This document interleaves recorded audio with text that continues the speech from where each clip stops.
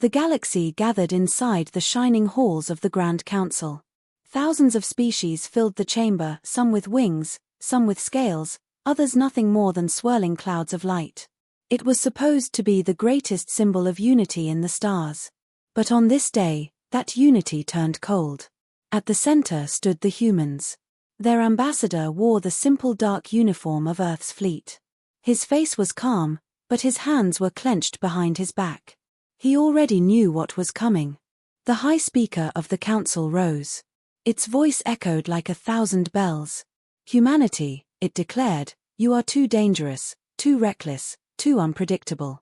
You disrupt peace with your chaos. You fight when others would yield. You gamble when others would retreat. You bring fire into a house of order. And so, by vote of this council, you are cast out. The chamber thundered with approval.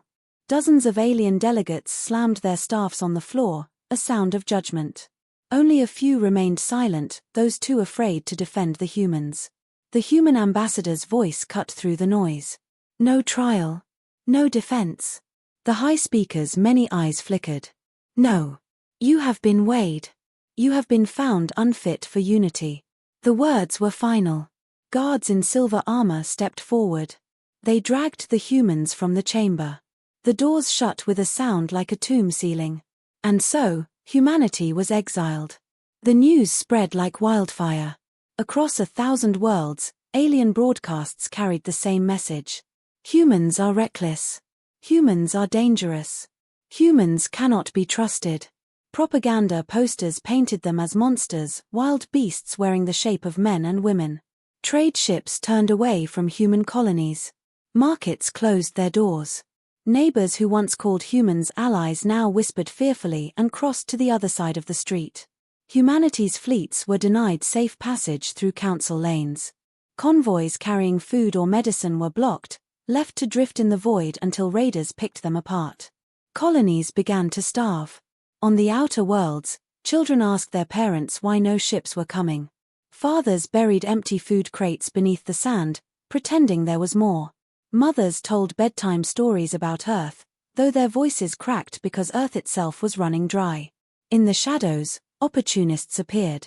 Raider fleets, sensing weakness, struck human colonies without mercy. They burned towns, stole supplies, and vanished into the void. The council did not intervene.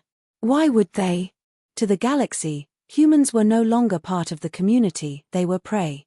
Yet, even as the darkness closed in, something else stirred. Whispers spread among the exiled.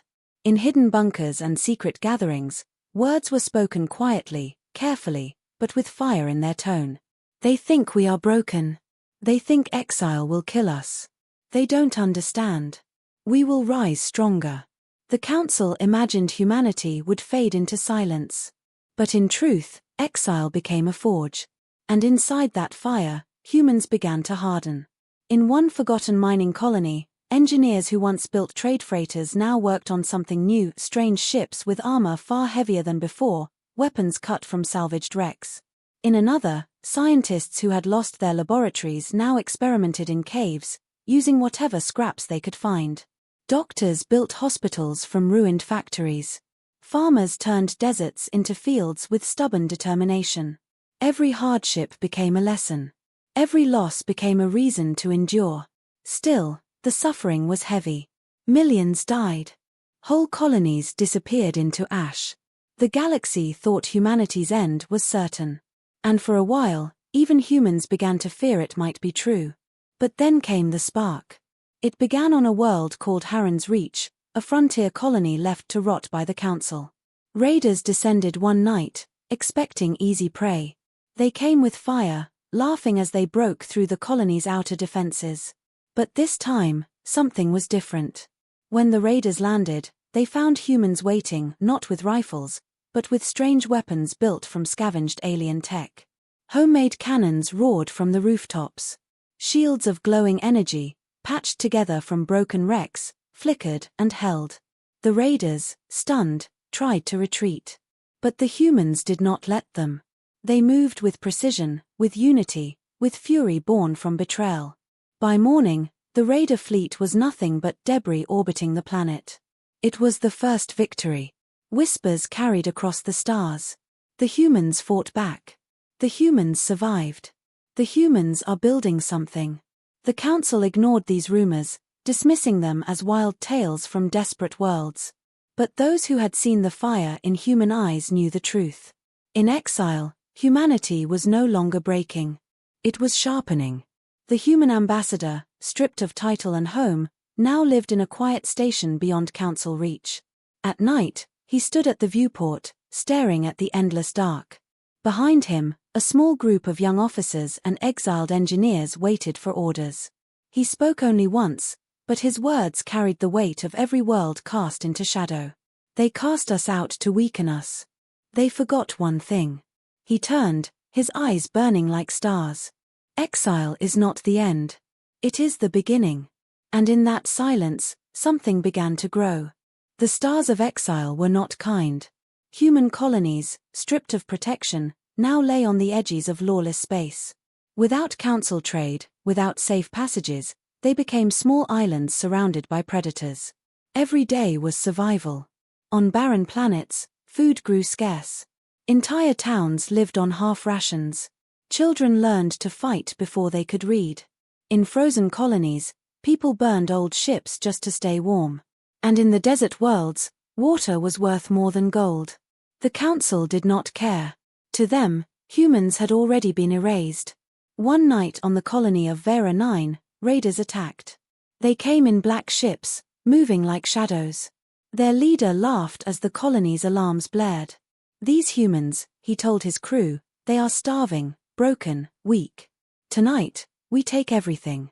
The raiders landed, spreading through the streets. They kicked down doors, dragged families into the open, and stole whatever scraps remained. But as the smoke rose, the leader noticed something strange. The humans were not screaming. They were watching. Hidden in the ruins, shadows moved. A whistle cut the air, and then the first trap was sprung. A fuel tank exploded beneath the raiders' transport, tearing it apart. Homemade rifles fired from rooftops. Nets woven from salvaged wire dropped on enemy troops. The humans did not fight with clean weapons or polished tactics, they fought like survivors, turning every piece of junk into a blade. By dawn, the raiders' black ships were burning. Only a handful escaped. Vera 9 was still scarred, but it had not fallen. Stories spread. On Harren's Reach, a colony rumored to be defenseless, humans built hidden bunkers under the soil. When invaders came, the ground itself opened with gunfire. On New Carthage, a farming world, locals turned tractors into armored beasts, rolling across fields with spikes and flamethrowers. Again and again, raiders came expecting weakness. Again and again, they left in pieces. The galaxy whispered. The humans are learning. They are adapting. Exile did not break them, it hardened them. But the frontier was not just war. It was also transformation. With the council's trade cut off, humans had to build for themselves. Scientists who once relied on galactic labs now worked with whatever scraps they could steal or salvage. Farmers discovered new ways to grow food in soil that should have been dead. Engineers took broken alien machines and made them into something new. It was not pretty. It was not elegant. But it worked. Children grew up in this harsh world knowing no luxury, no softness. They learned to fly ships before they could write. They learned to repair weapons before they could count. To them, exile was not punishment, it was normal life. And in their eyes, there burned something stronger than fear. Still, hardship took its toll. There were colonies that did not survive. Some fell to raiders before they could fight back. Others starved when crops failed. Entire settlements vanished into silence, their names remembered only in whispers. Yet, even in loss, humans grew harder. Each fallen colony became a story, a warning, and a lesson. Survivors carried those lessons to the next fight. And slowly, very slowly, the scattered human worlds began to connect again. Not through official council lanes, they were forbidden there, but through hidden routes, secret convoys, and smugglers willing to take the risk. One such convoy carried a message more dangerous than any weapon. It came from a mining station called Altara's Belt. The miners there had unearthed something strange, old alien technology, buried deep in the rock. It was broken, ancient, but powerful. When the miners sent word, the council ignored it. To them, humans were irrelevant. But humans themselves listened carefully. For they knew, with the galaxy against them, they needed every advantage. Engineers smuggled the tech piece by piece across hidden routes. Scientists studied it in secret bunkers. At first, they did not understand. But slowly, patterns emerged. Ideas formed. Possibilities grew. The council believed humans were sliding into decay. In truth, humans were building. One night, in a hidden station far beyond council reach, the exiled ambassador stood with a group of young leaders. His once proud uniform was worn and patched. His voice, however, was steady. "They left us with nothing," he said. "But in nothing, we found freedom. No council rules. No chains. Only survival. And survival has made us stronger." Around him, the young officers nodded. They were not diplomats or politicians, they were sons and daughters of the frontier. They had seen hunger, fire, and death. But they had also seen victory. "What the galaxy does not understand," the ambassador continued, "is that exile was their mistake. They cast us out, yes. But in the dark, we are becoming something they cannot control." His words spread like fire. Across the frontier, humans repeated them in whispers, in songs, in painted slogans across broken walls. Exile was not the end. It was the beginning. And then came a sign that would shake the galaxy. In the void beyond Harren's reach, a fleet appeared, not raiders, not smugglers, but humans. Dozens of ships, armored with scavenged plating, engines glowing with stolen alien cores. They were not elegant. They were not beautiful. But they were strong. This fleet did not flee from danger. It hunted it. For the first time since exile, humans were no longer prey. They were predators. And the galaxy, still laughing at human weakness, did not yet realize the storm that was coming. The council believed humanity was scattered, broken, lost in the outer dark. But in the shadows of exile, far from any official star maps, something vast was being built. It began with a single ship, a freighter too damaged for trade, rebuilt with scavenged armor and old weapons. Then another ship was added, a mining hauler converted into a war vessel. Then another, and another.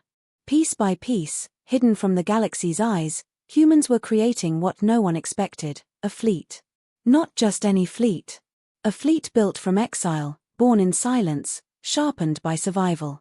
The construction yards were not grand spaceports like those of the council. They were hidden stations dug into asteroids, secret docks inside hollow moons, shipyards floating in the black void where no patrols dared to go. Men and women worked day and night, welding, hammering, and reprogramming alien scraps. Children carried tools. Farmers learned to cut steel. Scientists became engineers. Everyone worked, because everyone knew, the fleet was not just survival, it was hope. The ships were not beautiful. Their hulls bore scars, their engines screamed louder than they should, and their weapons looked stitched together from a dozen species. But each ship carried something greater than technology, the will to fight. But secrecy was everything. If the council learned of this, they would destroy it before it could rise. So the fleet remained hidden, moving from system to system like a shadow.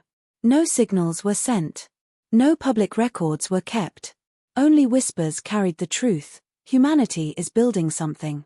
Raiders who stumbled too close vanished. Smugglers who tried to spy never returned. The galaxy wondered, but no one dared to confirm. One night, inside a hollowed asteroid known as Haven 3, the human fleet gathered for the first time. Hundreds of ships, small, large, broken, rebuilt, floated in the darkness. Their hulls glowed faintly in the light of a dying star. The admiral, once a captain abandoned by the council, stood before the assembled crews. His voice carried across every ship. "They cast us out," he said. "They left us to starve, to be hunted, to die. But look around you.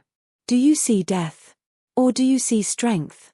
On every ship, men and women roared in answer. "This fleet is more than steel," the admiral continued. It is a promise. A promise that we will not vanish. A promise that humanity will not bow. A promise that exile is not our cage, it is our forge. And the crews answered with a single word, shouted into the void. Stronger. Still, the fleet was not ready. Its weapons were crude. Its engines unreliable. And worse, fuel and supplies were running thin. To grow, the fleet needed resources. But where could they get them? The Council controlled the trade routes. Alien powers controlled the rich worlds. Humanity had nothing. Nothing except courage. So the Admiral made a decision: the fleet would strike.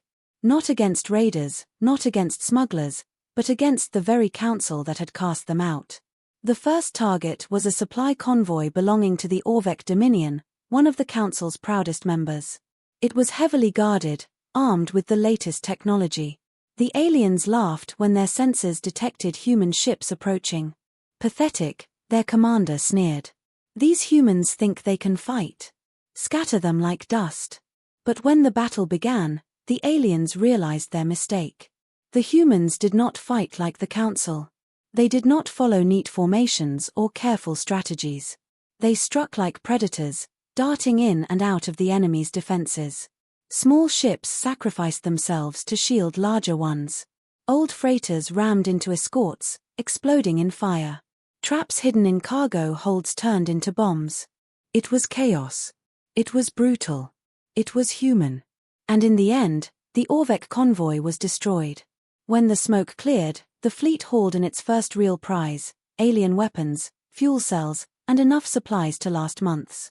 For the first time since exile, humans had stolen not just survival, but victory. The galaxy trembled. Across alien worlds, rumors spread. Humans have a fleet. They are attacking Council ships. They fight like nothing we've ever seen. Some dismissed it as lies. Others laughed, saying humans were only scavengers playing at war. But those who had faced them did not laugh. The Orvec Dominion, once loud in mocking humanity, now grew silent. And in the Council chambers, unease began to spread. What if exile did not end them? One alien asked. What if exile created something worse? Another whispered. But the Council leaders dismissed the fear. Humans are reckless. They will burn themselves out. Do not waste concern. Yet even as the Council tried to ignore the truth, humanity's fleet grew stronger. With each battle, they captured more ships. With each raid, they gained more resources. With each victory, their tactics evolved. The fleet was no longer just a shadow. It was becoming a storm. On the edge of the frontier, as the human ships drifted in silence after another hard-won battle, the Admiral stood on his bridge. He looked at the stars, those same stars that once mocked humanity with indifference. They think we are still weak, he said quietly. They think exile is our cage. But soon, they will see. Behind him, the fleet engines lit up, hundreds of blue flames piercing the darkness. In exile, humanity had found its weapon. In silence, humanity had built its fleet. And now, the galaxy would learn the cost of casting them out. The galaxy thought the first battle was luck. The Council said humans had surprised the Orvec Dominion once, but could never do it again. But humans did not stop. Weeks after the convoy strike, the hidden fleet moved again. They hit another supply line, then another. Mining stations belonging to Council allies went dark. Patrols vanished in empty space. Raiders who once hunted human colonies began to disappear. The galaxy was watching. At first, it was confusion. No one expected humans, the exiled, the abandoned, to rise in such force. Then came denial. Their fleet is small, aliens said. They cannot last long. But when months passed and more battles were lost, denial turned into fear. Inside the Council chamber, voices rose. This must be stopped, the Orvec shouted. They grow stronger each week. They are scavengers, another alien snapped. Their ships are weak, their numbers low. They cannot fight a true fleet. The Council leader silenced them with a gesture. We exiled them once. We can crush them again. We will send an armada, and this rebellion will end. And so it was decided, humanity's exile would be enforced with fire. But humans were ready. The hidden fleet had been training in silence. Crews drilled until exhaustion. Young cadets learned to pilot by simulating endless ambushes. Old engineers invented tricks with stolen alien tech. Every battle, every mistake, every scar was studied until lessons became instinct. What the Council did not understand was simple: humans had nothing to lose. When the Council's armada finally came, it was grander than anything humanity had faced. Hundreds of warships glittered in the void, banners of alien empires shining bright. Their formation was perfect, their weapons flawless. Against them, the human fleet looked like wreckage. Ships patched with metal scars, engines coughing smoke, weapons glowing from overuse. Alien commanders laughed. "This will be quick," they said. "End the humans once and for all." But humans did not laugh. They moved. The first clash shook the stars. Human ships darted in strange, unpredictable patterns. They broke formation, scattered, then regrouped in places no alien commander expected. Weak freighters threw themselves in front of enemy fire, shielding stronger ships. Old cargo haulers turned into bombs, slamming into heavy cruisers. Alien fleets tried to adapt, but every time they did, humans twisted the rules again. A Council battleship fired a barrage only to find its targeting hacked by human engineers, its shots redirected against its own escorts. Another squadron cornered a human frigate, only to be caught in a minefield hidden in drifting wreckage. Chaos spread. In the middle of the storm, the human admiral's voice carried through the fleet. "They call us weak. Show them strength." And the fleet answered, not with words, but with fire. Hours later, the impossible had happened. The Council's armada, its perfect, shining fleet, was in ruins. Wreckage drifted through the void. Survivors fled in panic. Human ships, though battered and scarred, still held formation. The tide had turned. News spread faster than light. For the first time in centuries, the Council had lost not to a great empire, not to an ancient species, but to the exiled, the unwanted. Worlds that once mocked humanity whispered now with awe. If they can defeat the Council's armada, what else are they capable of? But the Council was not only afraid. They were enraged. "This is war," the Orvech roared. "Exile is no longer enough. Humanity must be erased." And so fleets were called, armies raised, alliances forged. The Council would gather every resource, every weapon, to crush humanity completely. They did not see the truth. Every move they made only gave humans more chances to grow. Back on Haven 3, as the fleet repaired their battered ships, the Admiral spoke again to his people. "They wanted us silent. They wanted us broken. But look around you. We have defeated their greatest fleet. We have taken their weapons, their pride, their fear." He paused, his eyes scanning the crews who had once been farmers, miners, outcasts, but now stood as warriors. "This is no longer survival," he said. "This is the beginning." And the crews shouted the word that had become their fire. Stronger. Far across the galaxy, on worlds that had once ignored humanity, others began to listen.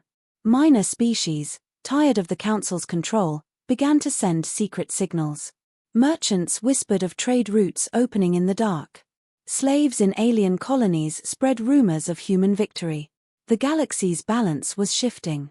In exile, humans had been cast out, but they had built something the galaxy never expected. They had forged strength from weakness. They had turned scraps into steel. They had made exile into their weapon. And now, for the first time in history, the galaxy feared humanity not as a nuisance, but as a rising power. The tide had turned. The ruins of the Council's armada drifted through space like a graveyard. Every wreck told the same story: the exiled had beaten the mighty. For the first time in centuries, the galaxy trembled. On distant worlds, citizens whispered the unthinkable. If humans can defeat them, then the Council is not invincible. Merchants who once refused to trade with human colonies began to send quiet signals. Small crates of supplies appeared at hidden stations. Some did it for profit, others for hope. Even minor species, long crushed under Council rule, began to dream. If humans can rise, perhaps we can too. But in the grand chamber of the Council, Fear turned into fury. This cannot stand, the Orvex slammed the table with his claws. They were exiled to die. Yet they dare defy us. Another alien, cold and calm, spoke with venom. Then we erase them. Entirely. No colonies. No fleets.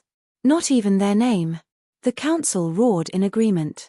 Humanity would not just be punished, it would be destroyed. Armadas were called from every empire. Factories burned day and night. War drums shook the galaxy. The council prepared for total annihilation. But humans did not sit idle. On Haven 3, the hidden capital, engineers worked without rest.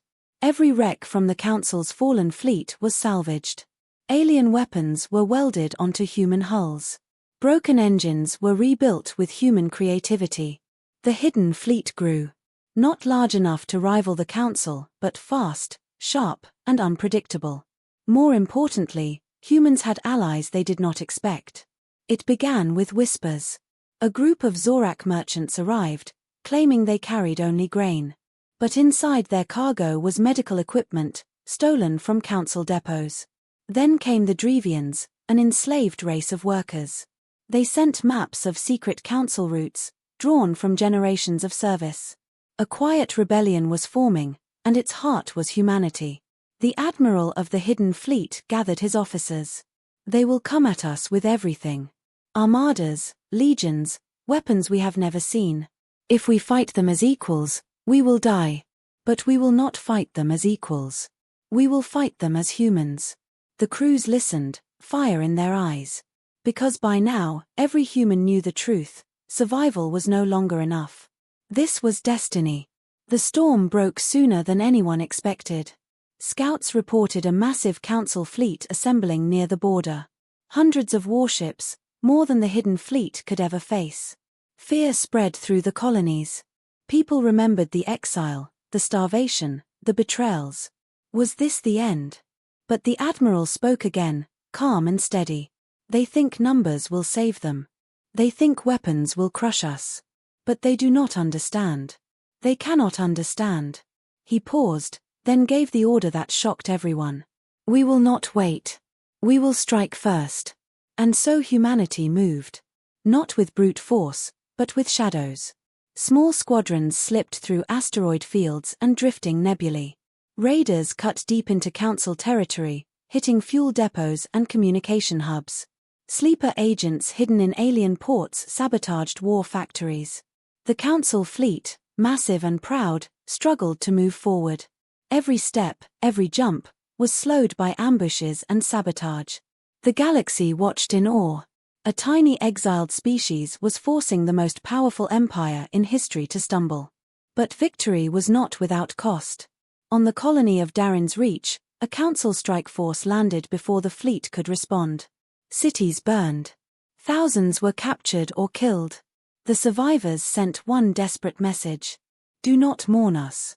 Rise stronger. The words spread like fire. They became a chant, a prayer, a promise. Rise stronger. And humanity did. In secret, human scientists worked on something new. A weapon not of size, but of brilliance. Alien tech twisted into something no one had seen before. It was not ready yet, but whispers spread through the fleet. When it is finished, the galaxy will never forget us again. The council, blinded by rage, pushed harder. They gathered every ship, every soldier, every ounce of pride. Their plan was simple: crush humanity in one decisive strike. But in their fury, they made a mistake. They united the galaxy not in fear, but in choice. Small species looked at humanity's defiance and saw hope. Others looked at the council's arrogance and saw chains. For the first time, the galaxy wondered. Do we want to follow them, or follow the humans? On Haven 3, as the fleet prepared for the greatest war in history, the admiral stood before his people. They cast us out, he said. They called us weak, dangerous, unworthy. But look at us now. Stronger than we have ever been. Stronger than they can imagine. His voice grew sharper. The galaxy trembles not because of their fleets, but because of us. Because we do not break. Because we rise. And tomorrow, when the council comes, We will show them what it means to cast out humanity. The crews erupted with a single cry, one that shook the chambers like thunder. Stronger. Far beyond, the Council armadas lit their engines. Humanity lit theirs too. The final war was coming. And the galaxy waited to see which side of history would survive. The sky above Haven 3 burned with fire. Hundreds of alien warships blotted out the stars, their weapons glowing like suns. The Council had brought everything: dreadnoughts, carriers, fleets from every corner of their empire. Their mission was simple: erase humanity from existence. On the ground, families huddled together. Colonists watched the sky and whispered prayers. Soldiers prepared weapons, knowing they might never return. Everyone understood, this was the day. Either humanity would rise, or it would end. And in the hidden fleet, engines roared to life. The Admiral stood at the front of the command deck, calm, steady. They think we are broken. They think we are afraid. They think exile has made us weak. But today, the galaxy will learn the truth. The crews tightened their grips. The order was given. Launch. The battle began like thunder. Council dreadnoughts fired first. Massive beams of energy tore across the void, ripping asteroids apart, shattering ships caught in their path. Entire human squadrons vanished in bursts of flame. But humanity did not fight in lines. They darted like shadows. Fast, sharp ships weaved between giants, striking and fading away. Salvaged alien weapons burned holes through the armor of ships 100 times their size. The galaxy watched the impossible unfold. Yet the Council's numbers were overwhelming. Every time humans destroyed a warship, 3 more appeared. Slowly, piece by piece, the hidden fleet was pushed back. On the Admiral's screen, red markers spread across the map. Too many. Far too many. An officer turned, panic in his eyes. We cannot hold them. They'll reach Haven 3. The Admiral's voice was calm. Then it is time. Deep inside the fleet, hidden even from most humans, was the weapon. Not a superdreadnought. Not a planet killer. Something different. Something human. It was called the Spark. A fusion of alien engines, human physics, and sheer desperation, the Spark was not meant to destroy a single fleet. It was meant to break the will of empires. The Admiral gave the command. Release it. The Spark activated. For a moment, nothing happened. Then the stars themselves seemed to twist. Space bent. Engines died across the battlefield as the Spark's pulse spread. Alien ships spun out of control, their systems fried, their weapons silenced. But human ships, rebuilt with strange, patched systems, kept moving. They were the only ones still alive in the storm. In that silence, the hidden fleet struck. One by one, Council dreadnoughts exploded.